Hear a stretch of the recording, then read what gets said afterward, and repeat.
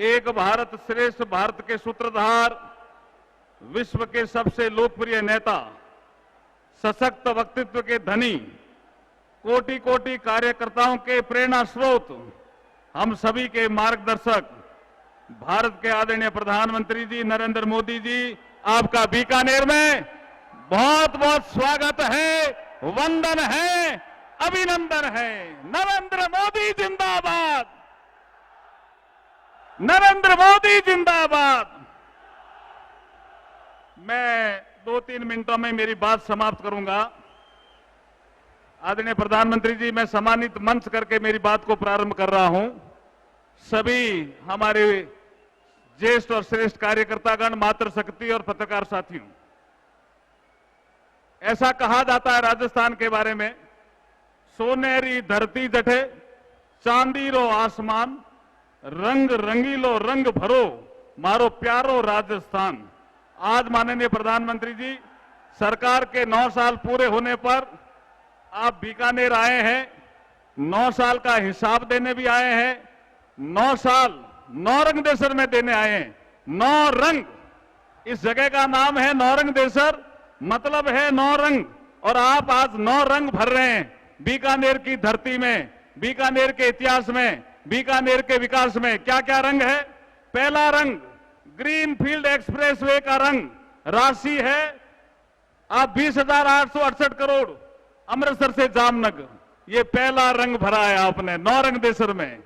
दूसरा रंग भरा है सोलर ऊर्जा का रंग, पीएम गति शक्ति के राशि से करीब 25,000 करोड़ की अधिक राशि का यहां सोलर का प्राइवेट इन्वेस्टमेंट हुआ है। सर, ये सोलर हब बन गया बीकानेर, आपकी नीतियों के कारण, इन्वेस्टमेंट फ्रेंडली नीतियों के कारण। मोदी जी का बहुत जोरदार स्वागत करो आप सोलर हब बनने के लिए। नरेंद्र मोदी जिंदाबाद। तीसरा रंग भरा है सर आपने ग्रीन एनर्जी कॉरिडोर की राशि, जो 10,950 करोड़ की है, बनासकांठा से बीकानेर होते हुए मोगा, हमारे सीपी जोशी जी बैठे हैं, चित्तौड़ भी उसका मार्ग है। ये तीसरा रंग। चौथा रंग भरा है रेलवे का विकास, जिसमें रेलवे का, हमारा बीकानेर का रेलवे स्टेशन में 471 करोड़ की लागत से बीकानेर का रेलवे स्टेशन एयरपोर्ट जैसा बन जाएगा। इतना सुंदर काम आज होने वाला है। 5वां रंग भरा है आपने ईएसआईसी की हॉस्पिटल देकर के, मजदूर कल्याण का रंग एक भरा है। जो श्रमिक हैं, इस अस्पताल से 1,34,000 श्रमिक लाभान्वित होने वाले हैं। ये भी आपने बीकानेर के विकास में रंग भरा है। छठा रंग भरा है आपने प्राकृतिक खेती का रंग, धरती कहे पुकार के, यह नाटक जो आपने दिखाया है उससे हम सब गदगद हैं, सब प्रसन्न हैं। 7वां रंग भरा है प्राकृतिक गैस की उपलब्धता के लिए गैस पाइपलाइन का रंग। 21वीं सीजीडी राउंड में बीकानेर का चयन, 25,000 करोड़ से अधिक के निवेश से गजनेर इंडस्ट्रियल हब बनेगा। जैसे ही गैस की पाइपलाइन आएगी, बीकानेर सेरेमिक हब बन जाएगा। 8वां रंग भरा है ग्रामीण विकास की, ग्रामीण सड़कों से आपने जोड़ा है, गरीबों को पक्के मकान दिए हैं, शौचालय दिए हैं। ये 8वां रंग है। और 9वां रंग भरा है जल जीवन मिशन का।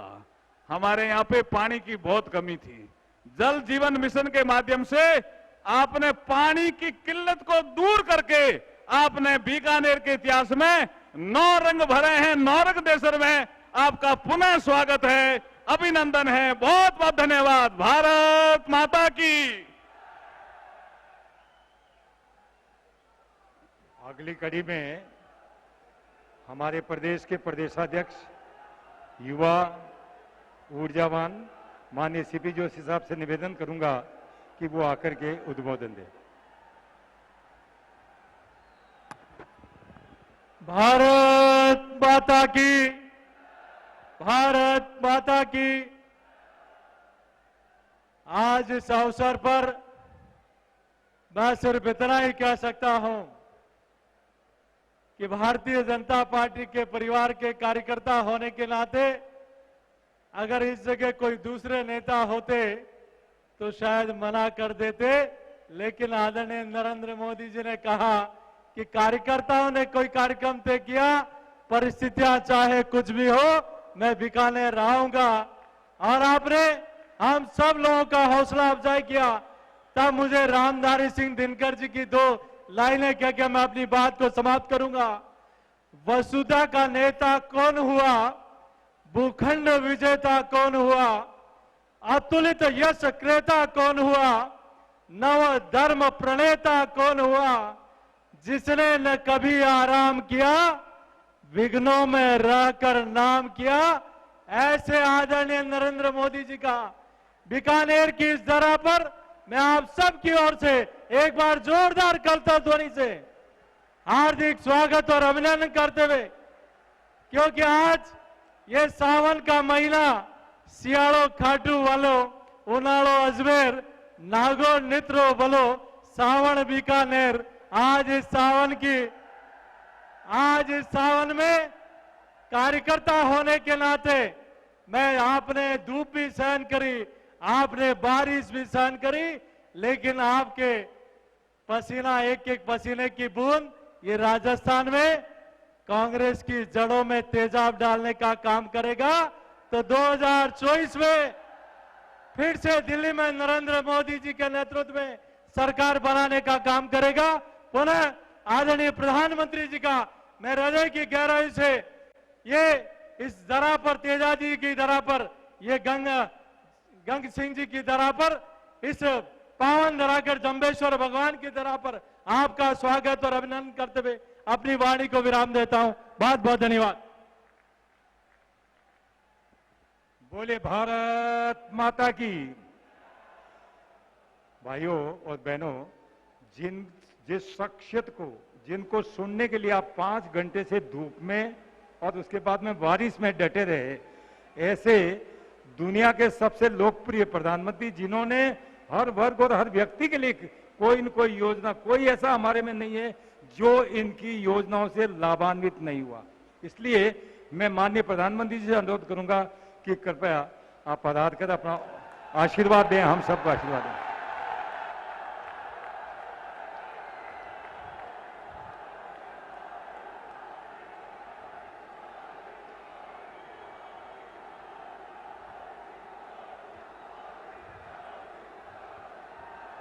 भारत माता की, भारत माता की। बीकानेर वो जगह है जिसका नाम देश में कहीं भी सुने मुंह में पानी आ जाता है।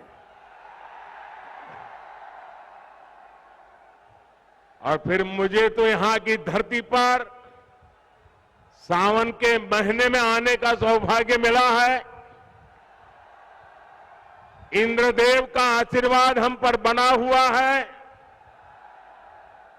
और अभी हमारे सीपी जोशी जी बता रहे थे कि सियाड़ो खाटू भलो, उनाड़ो अजमेर, मारवाड़ नित्रो भलो, सावन बीकानेर।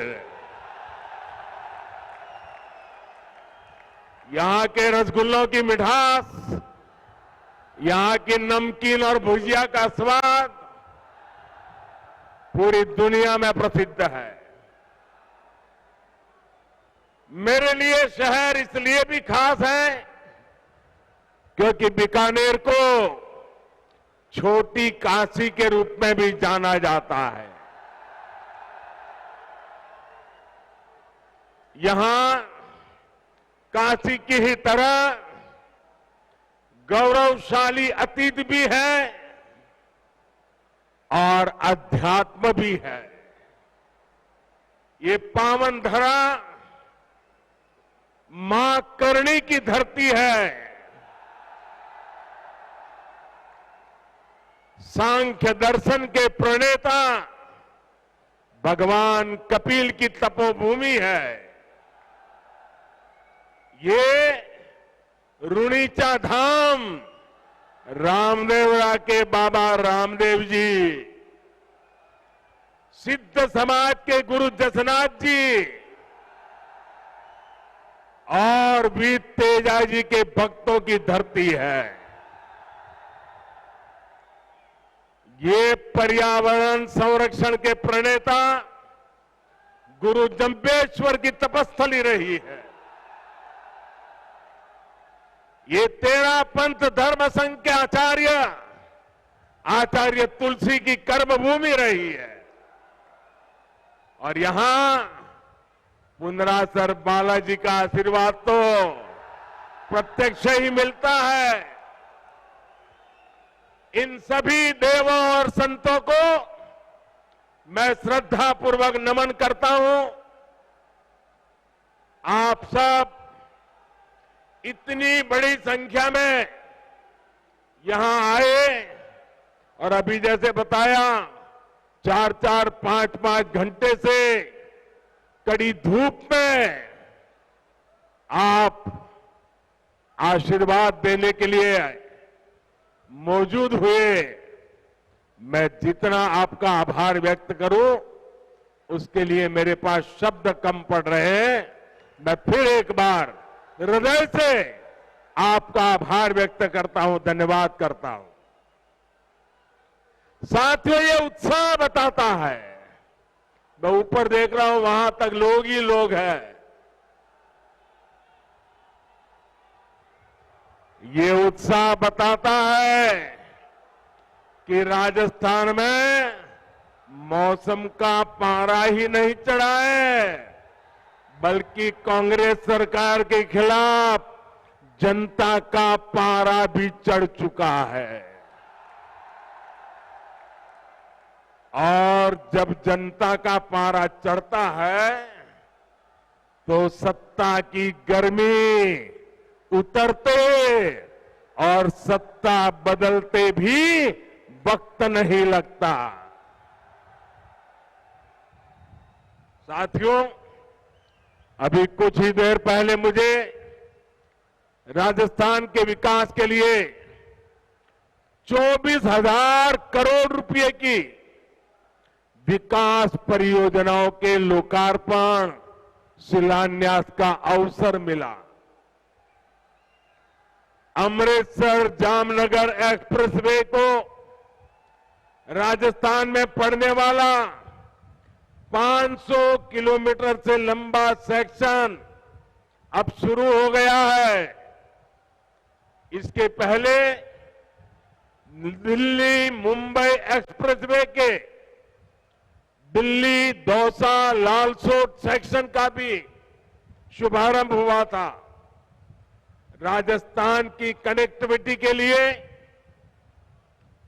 जितना काम भाजपा सरकार ने किया है उतना पहले कभी नहीं हुआ है।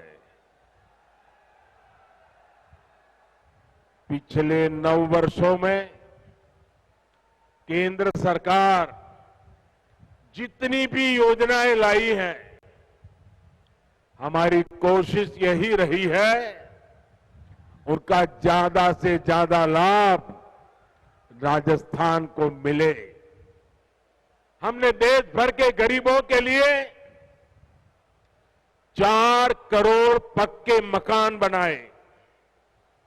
इसमें से करीब 20 लाख घर राजस्थान के मेरे गरीब भाइयों बहनों को मिला है। 20 लाख घर। हमने देश भर में करीब 50 करोड़ गरीबों के बैंक खाते खोले। इस वजह से राजस्थान के 3 करोड़ गरीबों को पहली बार बैंक की सुविधा मिली। कोरोना के मुश्किल समय में यही बैंक खाते गरीबों की सबसे बड़ी ताकत बने। भाई और बहनों, विकास पूरी तरह से जनता तक तब पहुंच पाता है जब देश और प्रदेश की दोनों सरकारें साथ मिलकर ईमानदारी से काम करें। पिछले 4 वर्षों में राजस्थान में हालात इसके बिल्कुल उलट रहे हैं। हम दिल्ली से योजनाएं यहां राजस्थान में भेजते हैं, लेकिन यहां जयपुर में कांग्रेस का पंजा उस पर झपटा मार देता है। कांग्रेस को राजस्थान के लोगों की परेशानी से, आपकी दिक्कतों से कोई लेना देना नहीं है। अब आप देखिए, घर घर पीने का साफ पानी पहुंचाने की भाजपा सरकार की योजना से भी अब कांग्रेस सरकार को परेशानी है। जिस राजस्थान को जल जीवन मिशन में सबसे टॉप पर होना चाहिए था, वो सबसे धीमा करने वाले राज्यों की लिस्ट में शामिल है। आज देश के 130 से ज्यादा जिले ऐसे हैं जहां 100% घरों में नल से जल पहुंचा है।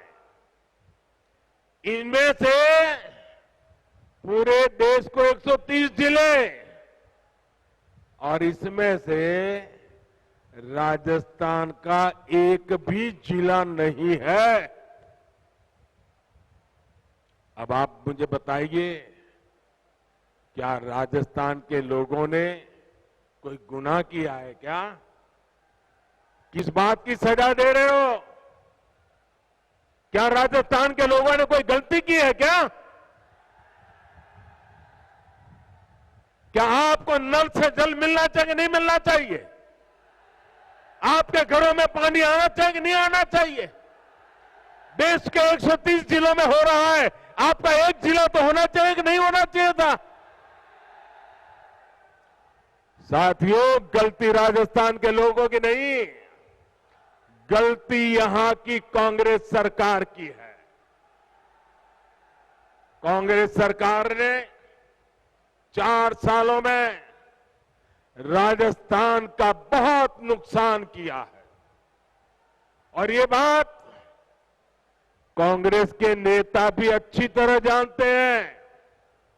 राजस्थान में कांग्रेस की हार इतनी सुनिश्चित है कि यहां की सरकार अभी से बाय बाय मोड में आ गई है। मुझे पता चला है कि कुछ मंत्री विधायक तो अभी से अपने सरकारी बंगले खाली करके अपने खुद के घरों में शिफ्ट होने लगे हैं। अपनी हार पर इतना भरोसा सिर्फ कांग्रेस के नेता ही कर सकते हैं। साथियों, पुरानी कहावत है कि दिया बुझने से पहले जोर से लपलपाता है। अपनी हार के डर से कांग्रेस भी ऐसा ही कर रही है।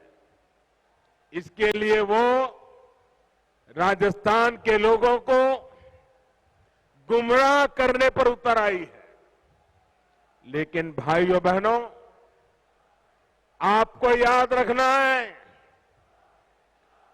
कांग्रेस का एक ही मतलब है। कांग्रेस मतलब,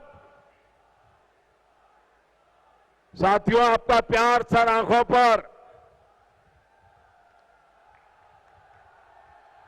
आप आगे आने की कोशिश मत कीजिए। आपका प्यार मेरे सर आंखों पर। साथियों, कांग्रेस का मतलब है लूट की दुकान, झूठ का बाजार। लूट की दुकान, झूठ का बाजार, जो ये इन दिनों बड़े बड़े वायदे किए जा रहे हैं, उसमें लूट के इरादे और झूठ के पिटारे के सिवा और कुछ नहीं है। साथियों, कांग्रेस की झूठ और छलावे की राजनीति का शिकार सबसे ज्यादा राजस्थान का किसान हुआ है। आप मुझे बताइए, पिछले चुनाव में कांग्रेस ने किसानों का कर्ज माफ करने का वादा किया था। कांग्रेस ने वादा किया था। इनके नेता ने 10 दिन के भीतर भीतर कर्ज माफी की कसम खाई थी। क्या किसानों का कर्ज माफ हुआ? 10 दिन, 10 महीने और अब 4 साल कर्ज माफ हुआ क्या? किसानों को कुछ मिला क्या? यहां के किसान इतनी बड़ी मात्रा में बाजरा उत्पादन करते हैं। हमने मोटे अनाजों को श्री अन्न के तौर पर प्रमोट किया, दुनिया में पहुंचाने का बीड़ा उठाया है। बाजरा पड़ोस के हरियाणा में 2350 रुपये प्रति क्विंटल बिका, 2350 रुपया प्रति क्विंटल, और ज्यादा दूर नहीं हरियाणा में। और यहां राजस्थान में वही बाजरा किसान 1300 रुपये में बेचने को मजबूर हो गया। हमने राजस्थान के किसानों के लिए नर्मदा का पानी पहुंचाया। इन्होंने इसे रोकने में भी कोई कसम नहीं छोड़ी। किसानों से यही नफरत कांग्रेस की फितरत है, यही इनकी हकीकत है।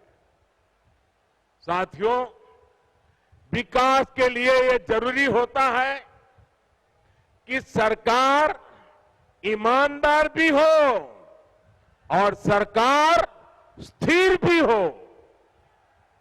आज दुनिया में हिंदुस्तान का सम्मान बढ़ा है क्योंकि देश में आज एक स्थिर सरकार है।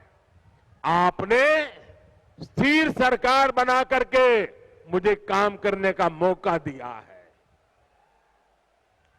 जिन जिन प्रदेशों ने लगातार स्थिर सरकारों को चुना है, डबल इंजन सरकारों को चुना है, वहां प्रदेश भी तेजी से विकास कर रहे हैं।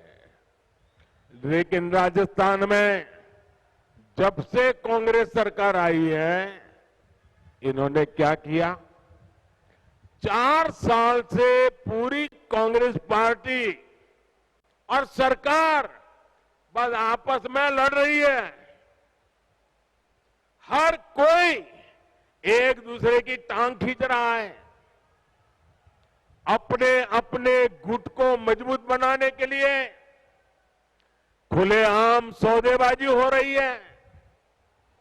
एक खेमे के विधायकों को ट्रांसफर, पोस्टिंग और लूट की खुली छूट मिली हुई है ताकि वो दूसरे गुट में भाग न जाएं।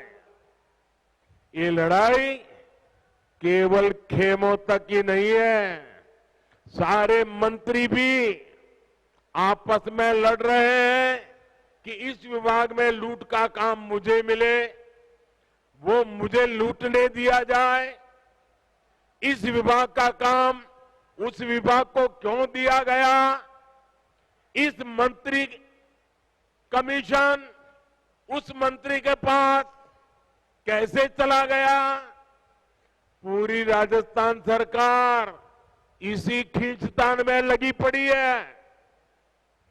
और इस पर पूरी खींचतान के बीच राजस्थान के मुख्यमंत्री अपने बेटे का भविष्य बचाने में जुटे हुए हैं। उन्हें राजस्थान के बेटे बेटियों की कोई चिंता नहीं है। इस वजह से भी कई मंत्री विधायक उनसे खार खाए हुए हैं। आप मुझे बताइए साथियों, क्या ऐसे लोग राजस्थान का भला कर सकते हैं, राजस्थान के युवकों का भला कर सकते हैं, राजस्थान के गांवों का भला कर सकते हैं, राजस्थान के किसानों का भला कर सकते हैं।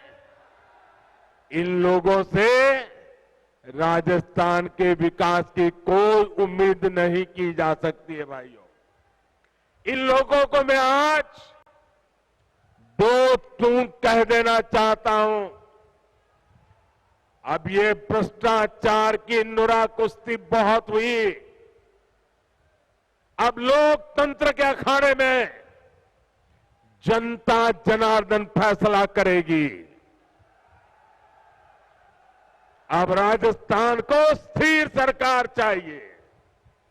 अब राजस्थान को डबल इंजन की सरकार चाहिए। अब राजस्थान को परिवारवाद नहीं, अब राजस्थान को विकासवाद चाहिए। साथियों, राजस्थान में जब से कांग्रेस आई है, इसने एक और पहचान बनाई है। भ्रष्टाचार, अपराध और तुष्टीकरण। हालत यह है कि जब भ्रष्टाचार की रैंकिंग होती है तो राजस्थान उसमें नंबर 1 आता है, नंबर 1 आता है। जो राजस्थान अपनी शांति और सौहार्द के लिए जाना जाता था, वहां आज आए दिन सांप्रदायिक तनाव की घटनाएं हो रही हैं। पूरी कांग्रेस सरकार तुष्टीकरण में लगी हुई है। यहां सिस्टम इतना बेखौफ हो गया है कि पेपर लीक की एक अलग इंडस्ट्री खुल गई है।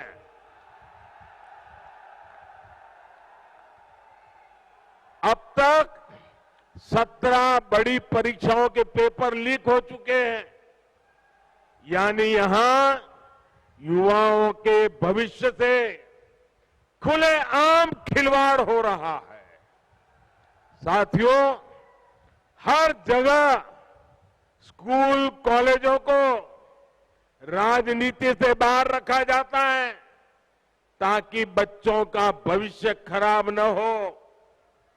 लेकिन राजस्थान में कांग्रेस की लूट ने शिक्षण संस्थानों को भी नहीं बख्शा।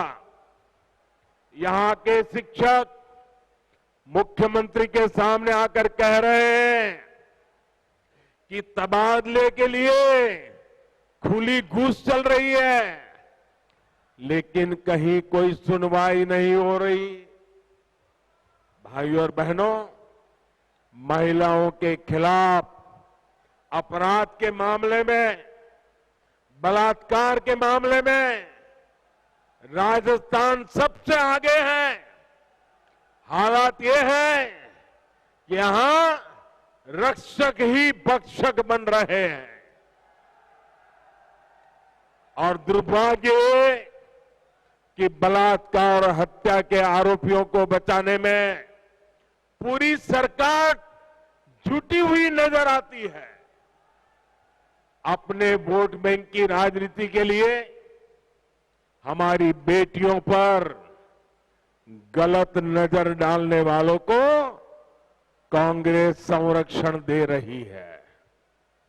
राजस्थान के लोग कांग्रेस के इन पांकुपों को अब ज्यादा बर्दाश्त नहीं करेंगे। ये महिलाओं के सम्मान की, उनकी आन बान की धरती है। ये राजस्थान की धरती है। ये मां पन्ना धाय की धरती है। ये वो धरती है जहां हाड़ा रानी ने अपने पति को युद्ध में भेजने के साथ ही अपना बलिदान दे दिया था। आत्मसम्मान और धर्म की रक्षा राजस्थान की रगों में है। इस पर कीचड़ उछालने की हिम्मत करने वाली कांग्रेस को राजस्थान कभी माफ नहीं करेगा। साथियों, कांग्रेस एक ऐसी पार्टी है जो अगर सत्ता में रहती है तो खा खा कर देश को खोखला करती है, और जब ये सत्ता से बाहर जाते हैं तो देश को गाली दे देकर बदनाम करने लगते हैं। इनको भारत की प्रगति से इतनी तकलीफ है कि इनके नेता विदेश में जा जाकर के भारत को गाली देते हैं। आपको याद होगा, जब जब देश की सेना ने शौर्य दिखाया है, तब तब इन्होंने सेना को भी नीचा दिखाने के लिए क्या कुछ नहीं बोला। सेना कहती है हमने पाकिस्तान में आतंकियों के अड्डे तबाह किए, सर्जिकल स्ट्राइक की, तो कांग्रेस कहती है कि सबूत दिखाओ। हमारी वायुसेना पाकिस्तान में एयर स्ट्राइक करती है तो ये कहते हैं कि कुछ हुआ ही नहीं। कांग्रेस को सेना और सैनिकों से हमेशा दिक्कत रही है, इसलिए वीरों की धरती राजस्थान, जहां से इतने युवा सेना में जाते हैं, उनसे कांग्रेस चिढ़ी रहती है। हमारी सेना के जवान कितने वर्षों से 1 रैंक 1 पेंशन की मांग कर रहे थे। वर्षों तक कांग्रेस की सरकारों ने उसकी उपेक्षा की। यही नहीं, सेना के काम में भी ये लोग झूठ और धोखेबाजी से बाज नहीं आए। 1 रैंक 1 पेंशन के लिए हजारों करोड़ रुपए की जरूरत थी, लेकिन कांग्रेस सरकार कागज पर केवल 500 करोड़ रुपए दिखाकर ओआरओपी को धोखा दे रही थी। हमारी सरकार ने 1 रैंक 1 पेंशन लागू किया। पूर्व सैनिकों को इसके तहत करीब 65,000 करोड़ रुपए मिले हैं। राजस्थान के भी हमारे करीब 1.25 लाख पूर्व सैनिकों को इसका लाभ मिला है। इससे पता चलता है कि भाजपा और कांग्रेस की सोच में क्या फर्क है, भाजपा और कांग्रेस की नीयत में क्या फर्क है। कांग्रेस अपनी सियासत के लिए देश के नुकसान और अपमान से कभी भी नहीं चूकती। भाजपा के लोग देश के लिए पद प्रतिष्ठा सब कुछ बलिदान करने से भी नहीं चूकते। साथियों, हमारा बीकानेर देश का सीमावर्ती जिला है।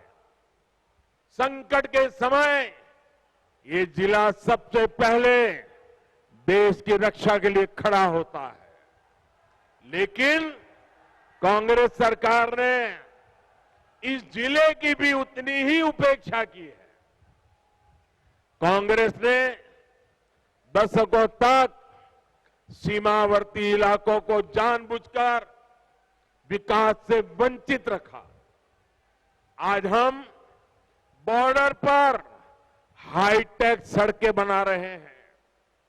सीमावर्ती गांवों को विकास को पहली प्राथमिकता बनाकर हमने वाइब्रेंट विलेज स्कीम शुरू की है। लेकिन इन सभी प्रयासों का पूरा लाभ तभी मिलेगा जब यहां डबल इंजन की सरकार होगी। इसके लिए हमें अभी से तैयारियों में जुट जाना है। जीत तय मानकर भाजपा के कार्यकर्ताओं को मेहनत में कमी नहीं करनी है। हमें दूसरे की कमजोरियों पर नहीं, अपने परिश्रम पर भरोसा करना है। साथियों, मैं पिछले दिनों राजस्थान में जहां जहां गया, जो जनसैलाब मैंने देखा है, राजस्थान के लोगों का जो मक्कम निर्धार देखा है, इसलिए मैं आज दावे से कहता हूं कि बहुत ही जल्द राजस्थान की सरकार का जाना तय है।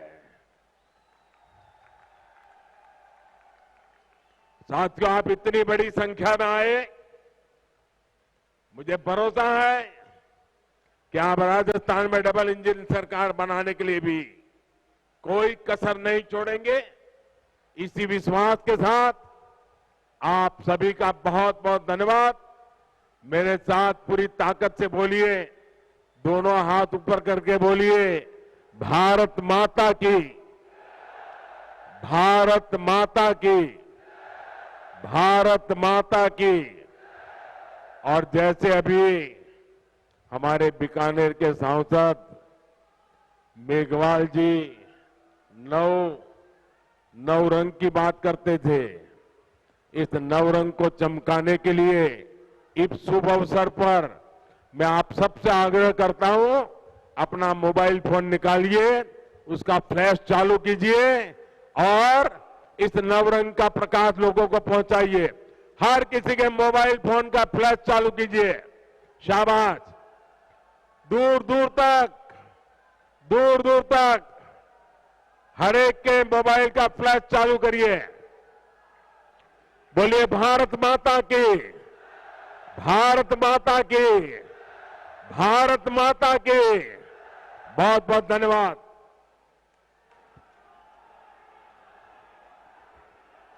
प्रधानमंत्री जी का हम सबको आशीर्वाद प्राप्त हुआ है, उसके लिए हम सभी उनके हृदय से आभारी हैं और ऐसा ही आशीर्वाद राजस्थान पे आपका बना रहे, यही हमारी अपेक्षा और आकांक्षा है। धन्यवाद। आप सब लोगों से निवेदन है, प्रधानमंत्री जी के प्रस्थान करने तक कृपया अपने जगह पे रहें, अपनी जगह पे विराजे रहें।